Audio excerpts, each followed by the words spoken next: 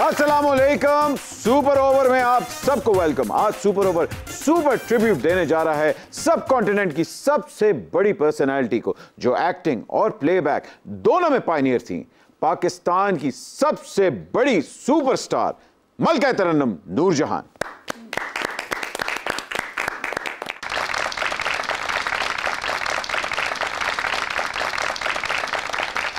But इस अजीम शान सल्तनत का अजीम शान शहंशाह जलालुद्दीन मोहम्मद अकबर इस भरे दरबार में तुमसे हसरत करने का इकरार करता है। काश काश के तुम्हारी बजाय मलका तरन्नुम नूरजहां के हम नवासे होते तो बाखुदा हम तुम्हारी तरह कुलचे, खद और पायों की बात न करते, बल्कि घुनकली, राजेश्री, भागेश्री, कुशकधनी और दरबारी कानड़ा की बात करते। बादशाह सलामत अगर जान के मान पाऊं तो कुछ अर्ज करूं? इजाजत है। आज हद अदब लागू नहीं होगी। ये भी खुशकिस्मती है कि आप नसीरुद्दीन हुमायूं के आप पैदा हुए, वरना पैदा ते तानू नसीर टांगे वाले दिया होना चाहिए सी। हद अदब मुस्ताक भट्ट की जुबान पर कोयला रखकर बारबेक्यू बनाया जाए और आज का स्पास मामा पेश किया था। सुपर ओवर का आगाज करते हैं। आइए जी, कैसे हैं सब जी? आज उन पर बात करने के लिए हमने दावत दी है एक ऐसे शायर जो उर्दू लिखने और पढ़ने वालों दोनों के फेवरेट हैं। इन्होंने मैडम नूरजहान के लिए बहुत खूबसूरत चीजें भी लिखी और मैडम ने इनके बहुत से खूबसूरत गीत और गजलें गाई। ख्वातीन हज़रात, प्लीज आपकी भरपूर तालियों में अमजद इस्लाम अमजद।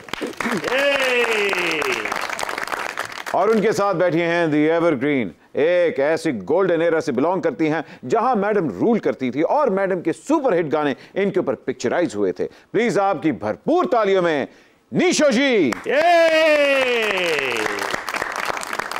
अमजद साहब, यूं तो शमशाद बेगम मलका तरन्नुम नूरजहान से पहले एस्टैब्लिश्ड प्लेबैक सिंगर थी, लेकिन मैडम पहली सुपरस्टार बनी, इसमें कोई शक नहीं।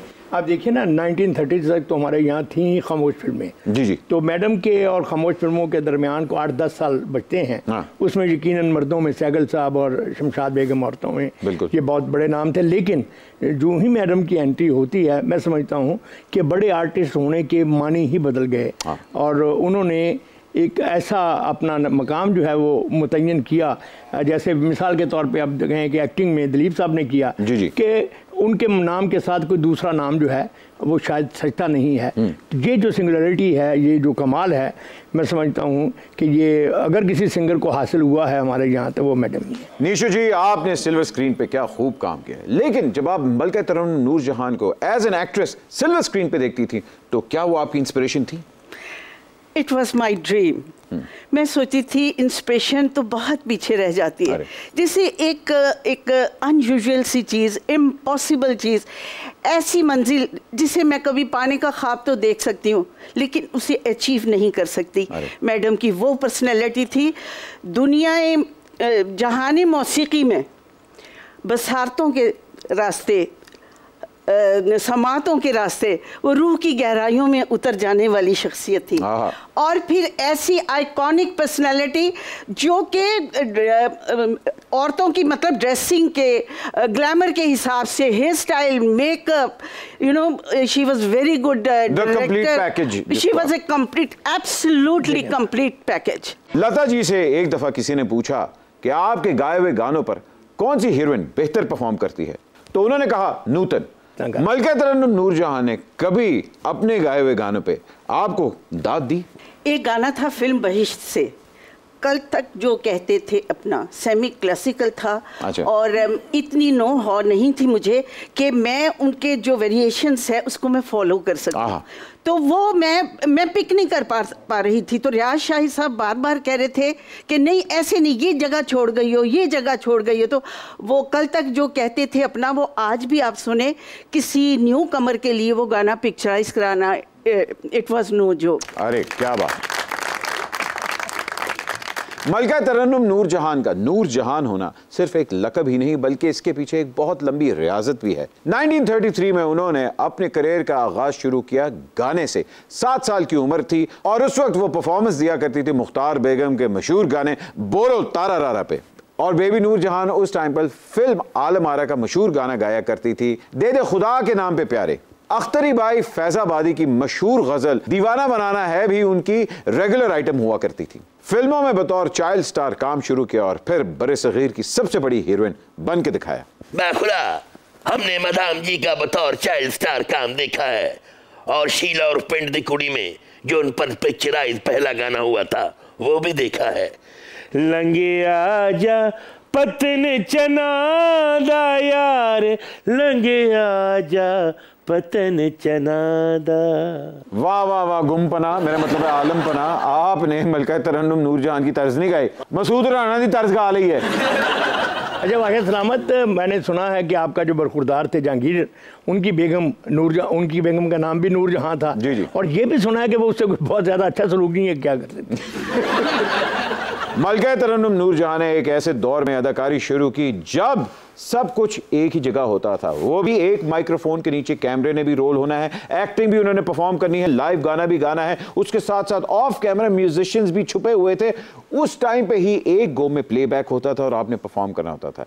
ऐसे लिमिटेड रिसोर्स के अंदर परफॉर्म करना आज की जनरेशन सोच सकती है? मैं कह रहा था कि आज तो हम देखते हैं कि बहुत छोटी छोटी बिट्स में कितने बड़े ऑर्केस्ट्रा के साथ हमारे नौजवान गा रहे हैं। जी जी। मगर उस ज़माने में बहुत कम साजों के साथ जिस तरह से उन्होंने गाया और जैसा गाया, मैं समझता हूँ कि उसके बाद शायद ना उस तरह का म्यूज़िक हमें सुनने को मिला है और ना वो कोई और उस तरह से कर सकता है उसको। बिल्कुल। प्लेबैक सिंगिंग के अंदर मलका तरन्नुम नूरजहां ने जो टेक्निक की फाउंडेशन रखी, बाद में लता मंगेशकर, मोहम्मद रफ़ी, आशा भोसले और किशोर कुमार ने उसी को फॉलो किया। ऐसी टेक्निक को क्या कहेंगे आप? इसको एक खुदादाद सलाहियत ही कहा जा सकता है कि देखिए जितने सिंगर के आपने नाम लिए हैं ये खुद दुनिया के बहुत बड़े सिंगरों में से हैं। बिल्कुल। और अगर इस तरह के सिंगर आपको फॉलो करें तो इससे ज़्यादा मैं समझता हूँ कि और ट्रिब्यूट किसी को दिया नहीं जा सकता। उनकी आवाज़ इतनी पावरफुल थी, इतनी मेलोडियस थी कि उन्हें ज़रूरत ही नहीं थी साज़ों की, साज़ों को उनकी ज़रूरत थी। खातिन साथ हमारी अगली मेहमान मैडम नूरजहां को ट्रिब्यूट पेश करने आ रही हैं सायरा ताहिर। खूबसूरत आवाज़ भी हैं, एमए म्यूजिकोलॉजी भी हैं और इन्होंने अपना थीसिस पेश किया था मलका तरन्नुम नूरजहां पे, जिसका उन्वान है अंदाज़े तग़ज़्ज़ुल। खातिन हज़रात, आपकी भरपूर तालीमें सायरा ताहिर।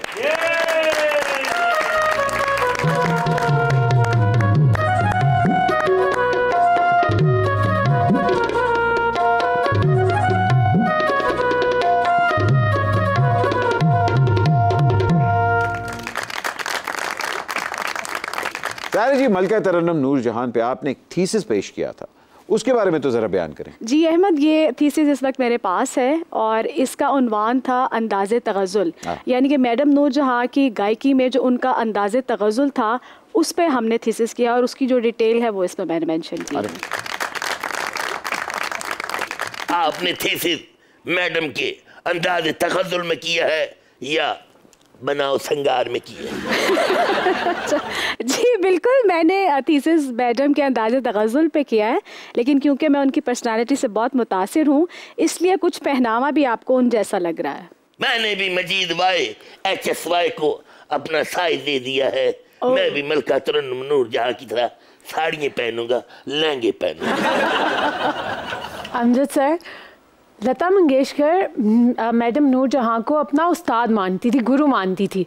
आप इन दोनों का जो बॉन्ड है वो तो डिस्क्राइब करें। देखिए, सबसे बड़ी बात यह है कि ये दो बड़े लोगों की बात है, क्योंकि एक बड़ा आदमी ही किसी दूसरे की अजमत का एतराफ़ कर सकता है। तो लता जी ने जो काम किया उसमें मैं समझता हूँ कि वो जो ग्रेस है एक, कि आपने से जो जिस चीज़ को आप इमिटेट कर रहे हो या लाइक कर रहे हो आप उसका इजहार भी करते हो, इससे बेखतर होकर कि लोग आपको उनके बराबर खड़ा करते हैं या देखते हैं। तो ये बड़ी हौसले की बात होती है इस तरह का कोई ट्रिब्यूट देना। लता जी ने एक इंटरव्यू में बयान किया था कि नौशाद साहब ने उनको स्पेशली कहा था कि ये गाना आप मलका तरन्नुम नूरजहां के अंदाज में उनको याद करके उनको बयान करके गाए। बच्ची, आज सुपर ओवर में सब महारती सुरों की ताहयात मलका मदाम मलका तरन्नुम नूरजहां को खैराज अकीदत पेश कर रहे हैं।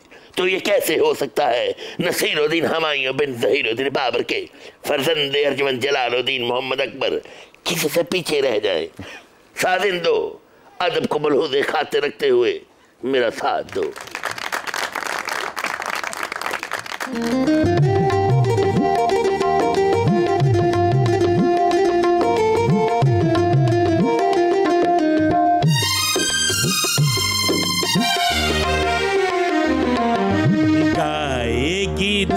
दुनिया गीत तेरे, गाएगी दुनिया गीत तेरे, सुरीले अंग तेरे, हर जहाँ है रंग तेरे, रची है शरेआनों में, गाएगी दुनिया गीत तेरे, सुरीले अंग तेरे, हर जहाँ है रंग तेरे, रची है शरेआनों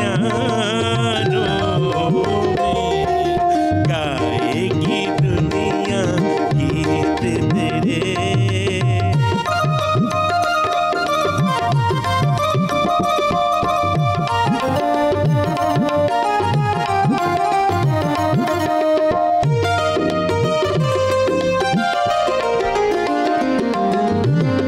गीत तेरे अनमोल खजाने, गीत तेरे अनमोल खजाने, इन गीतों के सब हैं दीवाने, इन गीतों के सब हैं दीवाने, होते रहेंगे तेरे तज़किरे, होते रहेंगे तेरे तज़किरे, सुरीले अंग तेरे, हर जहाँ है रंग तेरे, रची है शरेआनों में, गाएगी दुनिया गीत तेरे।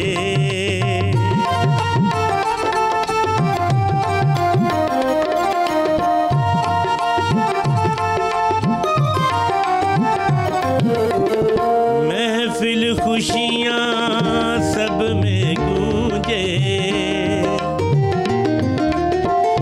महफिल खुशियाँ सब में गूंजे,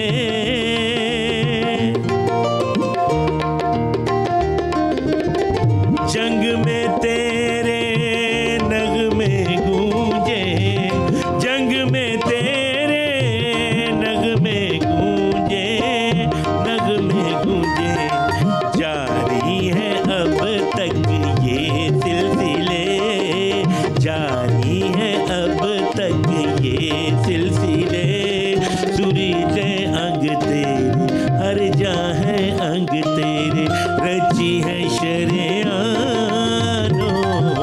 में, गाएगी दुनिया गीत तेरे, गाएगी दुनिया गीत तेरे, सुरीले अंग तेरे, हर जहाँ है रंग तेरे, रची है शरेआनों में, गाएगी दुनिया गीत मेरे, गाएगी दुनिया गीत मेरे। हाँ जी वाह, Very nice, very nice. Good. माशाल्लाह।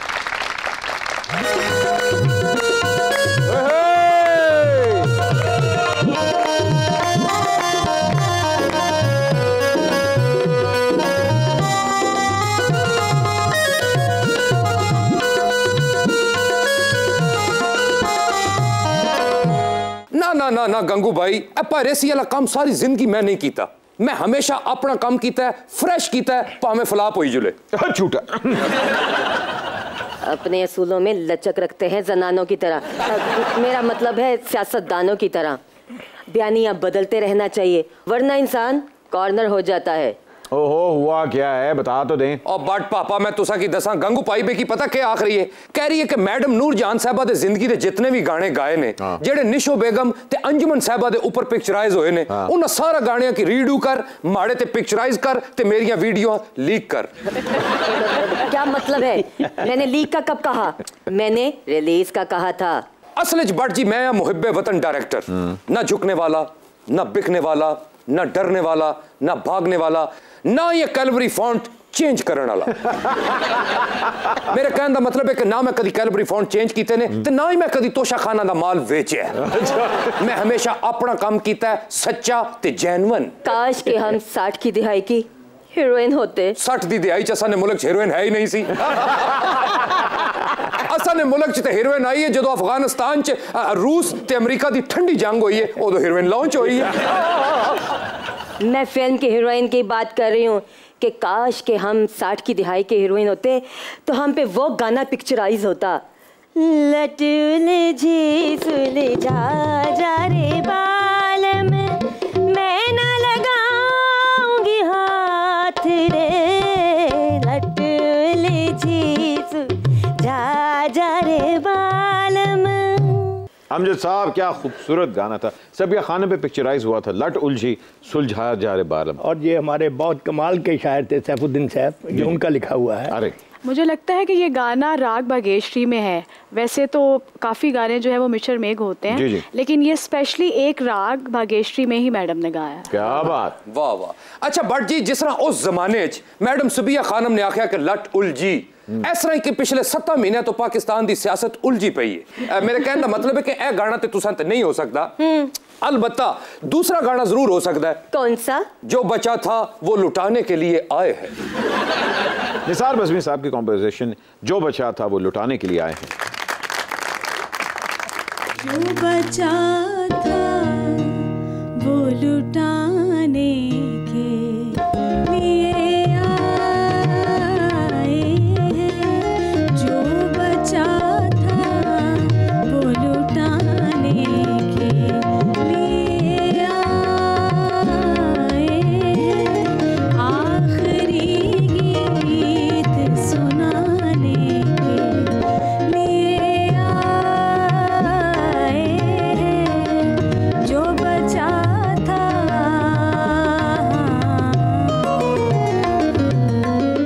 क्या बात, नाइस, बहुत अच्छे। लेकिन शुक्र मैं इस गल का कर रहा कि इत्थे रानी बेगम मौजूद नहीं सन, नहीं तो उन्होंने हीरा चट के चक्कर चुक्कर लैके मर जाना सी ते उन्हां दी अम्मी नूं वक्त पै जाना।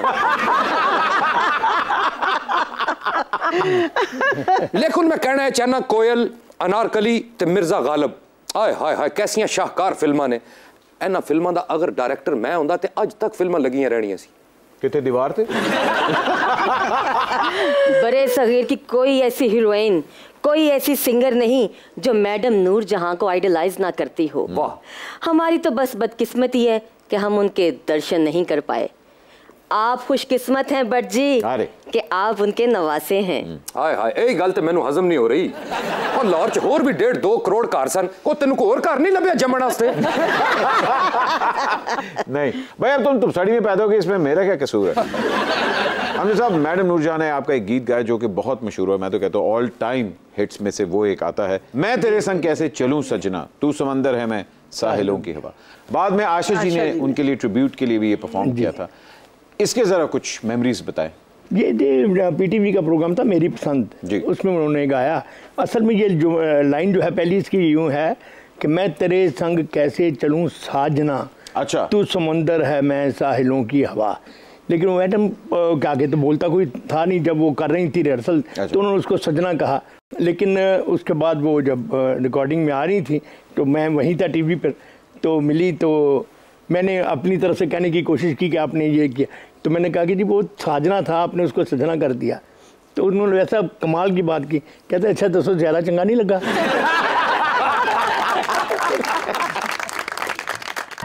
लो पापा भट्ट जी, मैं तुसा की हुण ऐसी गल दस्सां कि तुसी मनन ते मजबूर हो जासो कि गरम जौहर वाकई फिल्मी दुनिया दा बहुत वड्डा इनसाइक्लोपीडिया। अच्छा, तुसा की पता है जेडी फिल्म सी जीनत, उस विच पहली दफा लेडीज आवाज विच क्वाली पाई गई सी। चल यासीन गुरीजे की किताबें पढ़ के आ गए और या शोखिया मार रहे हो।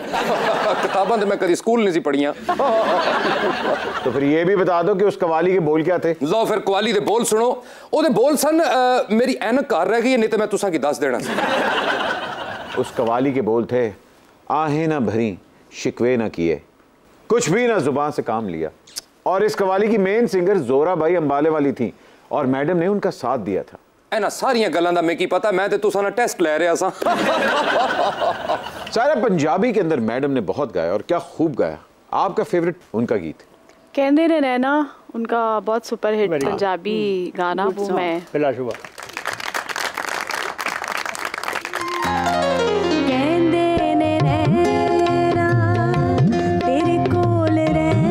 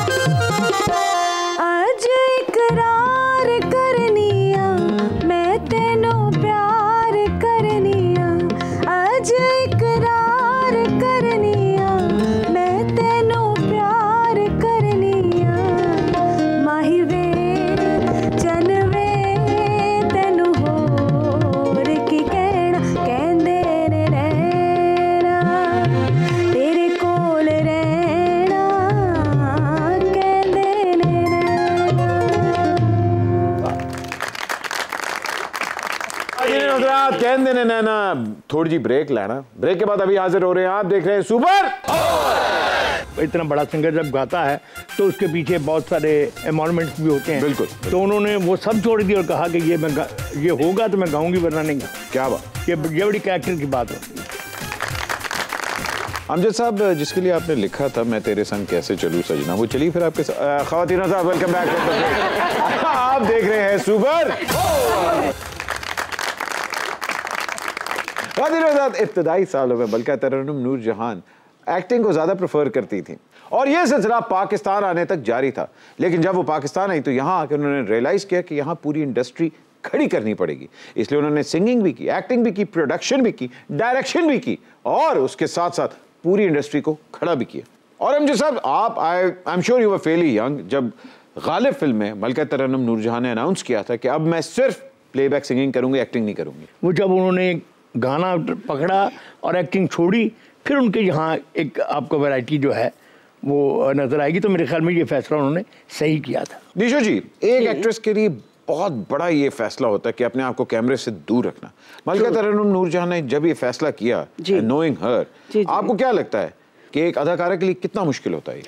ये बहुत बड़ी उन्होंने अपने इस चीज़ को, इस पैशन को सेक्रीफाइस किया और चूंकि गाना उससे बड़ा पैशन था, उन्होंने कहा मैं पूरी तवज्जो गाने की तरफ मरकूज करूं और उन्होंने की और फिर एक ही मैडम नूर जहां थी।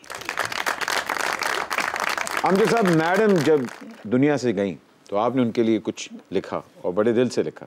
अगर वो कुछ आज हमारे लिए आप थोड़ा सा पढ़ के सुना। जी मैं ज़रूर सुनाता हूँ, लेकिन एक बात मैं खुद करना चाहता हूँ जी, उनके जो शायद उनके बारे में बहुत कम लोग जानते और करते हैं।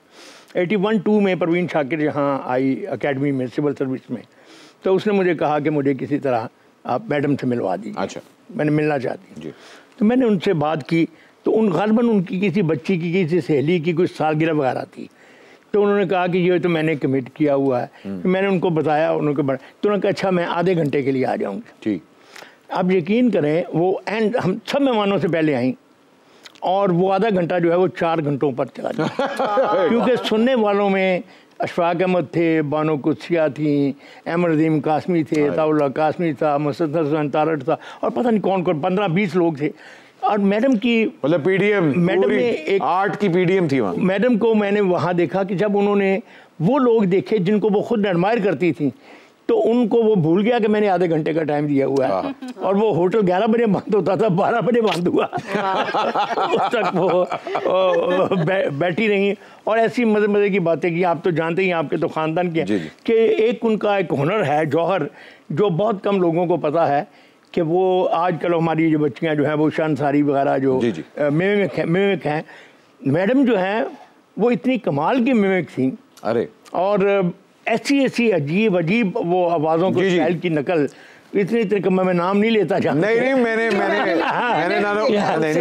उनको बड़ा मतलब वो घर में जब बैठ के अपने घर वालों के साथ वो चेज़ा लगा रही होती थी, बड़ा मजेदार लगाती थी। तो जब वो फौत हुई तो उनके डेथ पे मैंने एक ट्रिब्यूट कह लीजिए उनके लिए लिखा था, वो मैं आपको सुनाता हूँ। सिमट गया सुरधारा, सिमट गया सुरधारा, आवाज़ों के मेले जैसी इस दुनिया के, मौजें मारते दरियाओं में, अपने फन की चमक दिखाकर पलट गया सुरधारा। नगमे उसकी तान में ढलकर क्या क्या लहरें लेते थे। नगमे उसकी तान में ढलकर क्या क्या लहरें लेते थे। सुर की शमें जल उठती तो मंजर खुशबू देते। सुर की शमें जल उठती तो मंजर खुशबू देते थे। वो गाती तो रूह के अंदर फूल से जैसे खिल जाते थे। वो गाती तो रूह के अंदर फूल से जैसे खिल जाते थे। कौसे कज़ा के रंग थे जितने उसके सुर में मिल जाते थे। कौसे कज़ा के रंग थे जितने उसके सुर में मिल जाते थे। वो एक ऐसा ख्वाब थी जिसको देखने वाली आंखें रोशन हो जाती थी। वो एक ऐसा ख्वाब थी जिसको देखने वाली आंखें रोशन हो जाती थीं और उसकी सज़ा की झिलमिलता में रूहें सुज़बुद खो जाती। उसकी सज़ा की झिलमिलता में रूहें सुज़बुद खो जाती थी। आखिरी लाइनें 3 कि 60 बरस तक जिसने की थी रंगों में परवाज़, 60 बरस तक जिसने की थी रंगों में परवाज, आज अचानक टूट गई है, कानों में रस घोलने वाली वो शीतल आवाज। वो शीतल अगर मैडम ने हमारे लिए ये गाया होता, ए पुत्र हटाते नहीं बिकते, तो बाखुदा हमारी सल्तनत में 22-25 टाइम जोन होते। बादशाह सलामत, आप कौन से टाइम जोन की बात करें? आपका इलाका जो है वो तो छोटा सा पानी का तालाब है। मैडम जिस जमाने में मेगा स्टार बनी, कम्युनिकेशन की कमी होती थी, न्यूज बड़ी आराम से ट्रैवल करती थी, लेकिन स्टारडम उसी जमाने का सबसे बड़ा था। लेकिन उस जमाने में आर्टिस्ट को फीडबैक कैसे मिलता था? वो दौर ऐसा था कि एक साफ सुथरा माहौल था, फैमिलीज की एसोसिएशन थी, फिल्में देखने के शौकीन थे लोग, फैमिलीज जाती थी और यही एक तफरीह थी। तो जो आर्टिस्ट, जो सिंगर, जो भी पूरा फिल्मों का था ट्रेंड, वो लोगों के दिलो दिमाग में उतर जाता था। बिल्कुल। और दूसरे प्रिंट मीडिया आज की निस्बत ज़्यादा वास्ट था। अरे प्रिंट मीडिया में तो आपको पता है रसाइल जो है, मैगजीन्स होते थे और अखबार होते थे, रेगुलर फिल्मी पेज होता था। बहुत सारे अखबारात ऐसे थे जिसमें फिल्मी पेज सबसे ज़्यादा अट्रैक्टिव होता था, तो वो एक मेन रिसोर्स था। बाकायदा फिल्मी अखबार भी निकलते थे। देखिए, एक बात और मुझे याद आई, जब इंडियन म्यूज़िक की 50वीं सालगिरह हुई, गालिबन 80 में था, तो एक प्रोग्राम उन्होंने किया था, मॉर्टल पीपल इमॉर्टल सॉन्ग्स। उसमें जितने बड़े सिंगर थे इंडिया के, उनके बच्चों ने या उनके जो फॉलोअर थे, उन्होंने कोई 2 घंटे गाने गाए। आखिर में मैडम पहली बार, गालिबन आखिरी बार इंडिया गई थी उसमें, और आखिर में उन्होंने 3 गाने गाए। आप यकीन करें, उन 3 गानों ने पूरे 2 घंटे जो हैं वो 10 मिनट में वॉश कर दिए। ओए जी बिल्कुल ठीक कह रहे हैं अमजद साहब। और जब मैडम ये गाना गा रही थी, आवाज़ दे कहाँ है तू, तो नशाद साहब पीछे टाइमिंग दे रहे थे, और उस वक्त क्या पुर असर ये परफॉर्मेंस थी मैडम की कि वो आज तक नहीं भूल। क्या बात। क़ादिर नज़ार, अब मैं आपको एक तस्वीर दिखाने वाला हूँ। ये तस्वीर की ख़ास बात ये है, 3 से 4 दिन की एक म्यूज़िक कॉन्फ्रेंस हुई थी 80s के अंदर। मलके तरन्नुम नूरजहान वॉज इन्वाइटेड, क्योंकि पूरे एशिया से बल्कि पूरे वर्ल्ड से म्यूजिशियंस ने आके यहाँ परफॉर्म करना था। अब जिस दिन उन्होंने एशिया म्यूज़िक को डेडिकेट किया था, उस शाम को after the performance sound check performance थी मैडोना की। मैडोना उस वक्त नई हिट हुई थी और लाइक अ वर्जिन जो एल्बम थी वो टॉप चार्ट्स पे चल रही थी। मलका तरन्नुम नूरजहान ने जिस रात को परफॉर्म किया, मैडोना बैक स्टेज पे थी। उन्होंने उनकी परफॉर्मेंस भी सुनी और स्टेज के बाद बैक स्टेज जब मैडम गई तो स्पेशली आके उन्होंने मैडम को अप्रिशिएट किया और मैडम ने उनको कहा अच्छा ऐसा करके, मैडम की जो आदत है, क्योंकि मैडम को तो पता नहीं मैडोना कौन है। अगर आप इस तस्वीर में देखें तो उनके पीछे उनके बड़े बेटे अकबर हुसैन रिजवी साहब भी मौजूद थे। उन्होंने बताया, आपको पता है अम्मा ये कौन है? तो उन्होंने कहा नहीं, उनके मैडोना है। तो मैडोना तो नई आ रही थी, तो अकबर साहब को पता था, लेकिन मैडम की सादगी और मैडम की खूबसूरती ये थी कि वहाँ भी उन्होंने बड़ी प्यार से मुलाकात उनसे की। तो ये एक बड़े फ़ख्र की तस्वीर है, क्योंकि यहाँ अगर आप देखें तो पीछे जाकिर साहब जो कि बहुत बड़े तबला नवाज हैं वो भी मौजूद हैं। पंडित शिव कुमार शर्मा भी आपको नजर आएंगे इसमें। बशीर साहब हारमोनियम पे भी नजर आएंगे आपको। अच्छी भाई नजर आएंगे और उनके साथ मैडम के बिल्कुल पीछे उनके बेटे अकबर हुसैन रिजवी साहब। और यहाँ मैडम को परफॉर्मेंस का अवार्ड मिल रहा था, जो कि इन्होंने पूरे सब कॉन्टिनेंट बल्कि एशिया की जो बेस्ट परफॉर्मेंस थी उनके लिए उनको ट्रिब्यूट पेश किया था। तो ये बहुत बड़ी खूबसूरत मेमोरी है।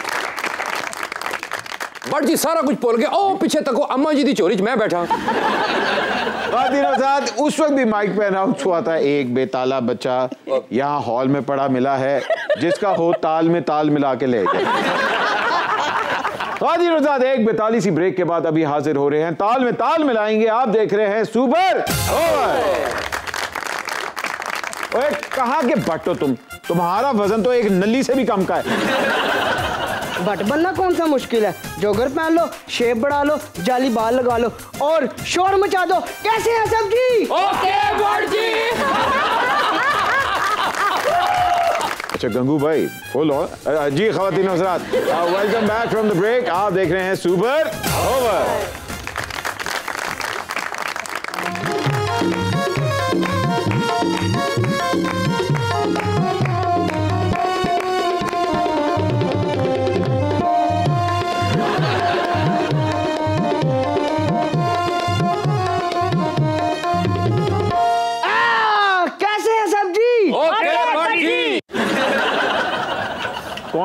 और मेरी लाइन क्यों खराब कर रहे हो? मैं हूँ मिनी बट। ओए कहाँ के बट हो तुम? तुम्हारा वजन तो एक नली से भी कम का है।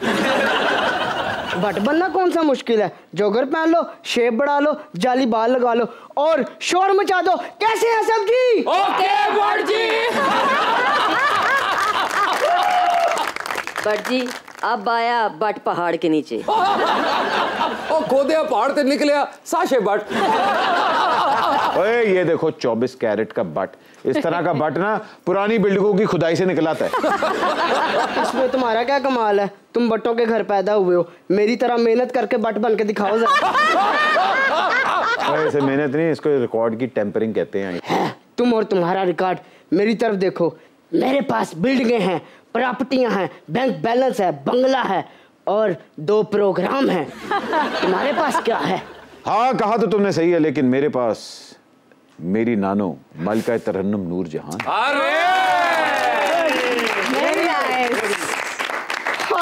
हाय हाय, इसी बात का अफसोस है। वैसे मैं पूरा बट हूँ, फुल लोडेड बट। अगर मुझ में कमी है तो मैडम मलका तरन्नुम नूर जहान मेरी नानो की कमी है। अच्छा बाकी गल्लां छोड़ो, उन्हें ऐसे करके तेल भी बनाया है। ते ऐ कि अफ्रीका दा बट फड़े तुसी। मैं हूँ मशहूर जमाना कोरियोग्राफर हमीद आचार्य। अगर मैडम नूरजहां जी के गीत खत्म हो जाएं तो दुनिया में ओजोन खत्म हो जाए। ओह यू मीन कि दुनिया मौसीकी में ओजोन खत्म हो जाए और दुनिया में अताई आलूदगी फैल जाए। अच्छा मुझे बात बताएं, कोई आपने गाना कोरियोग्राफ किया भी है या अभी हवाई फायरिंग करते फिर रहे हो? जब किसी ख्वाजा सरा को काके की विदाई पे चांजर दी पामा छनकार पे डांस करते हुए देखो तो समझो यह हमीद आचार्य का काम है। नादर गर्दन नादर गर्दन नादर गर्दन। आज मलका तरन्नुम नूर जहान को आप कैसे ट्रिब्यूट पेश करने आए? आज मैं इतना नाचूंगा कि फर्श को खल्लियां पड़ जाएंगी।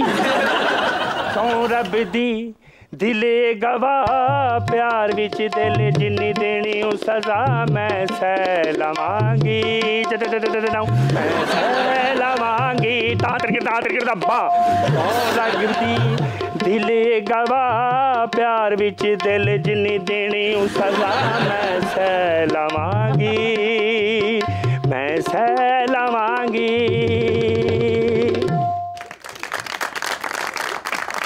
आज सुपर ओवर ने एक सुपर ट्रिब्यूट पेश किया है टू द सुपर मलका तरन्नुम नूर जहान और हम अपने गेस्ट का शुक्रिया अदा करते हैं कि उन्होंने अपना कीमती वक्त निकाला और इस शो को 4 चांद लगा दिया।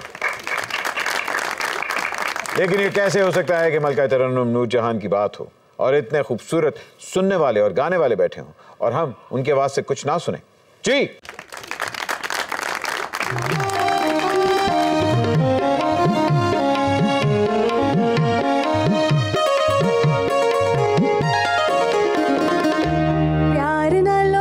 सजना